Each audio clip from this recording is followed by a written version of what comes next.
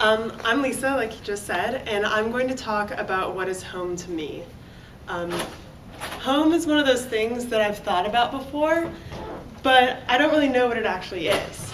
I was born and raised in Houston, and a lot of times people think that where you're born or where you're raised is really what your home is. And even though I still have my close family there and a lot of friends, I've never really thought of Houston as being that home to me.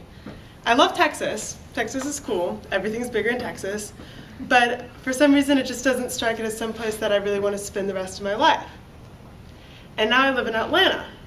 And throughout the course of living in Atlanta, I've also lived a few other places. I lived in England for a semester, and then this summer recently I lived in Singapore and I lived in Beijing. And I again liked all of those places.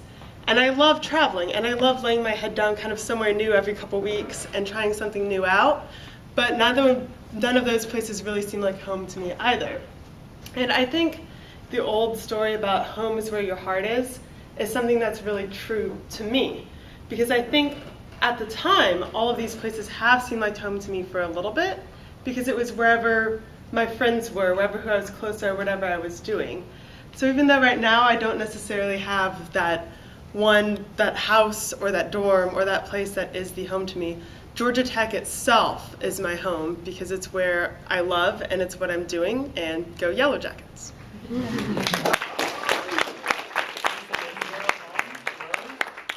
good job with that. So back here, what would you say, how is Lisa's eye contact? So the body movement and the eye contact, can we all agree was epic? Stellar, on target. Walked, paced. Scan the audience, as Miller said. Just while you're here, you don't want to just talk to this group. You want to make sure you scan at Miller as well. Give a smile. That's very good what Lisa did there. So good job with that. So that was kind of a representation of how, when you synchronize your eye contact and your body movement, how it should be. And Lisa was a good example of that. How do you comment on your hand gestures now? Not varied enough. You had a few, but most of the time the hands were about the side. Mostly, Lisa, you were like this most of the time. So you notice, like in the video clip, if you just try to vary them, it would make your speech much more dynamic and not more stellar.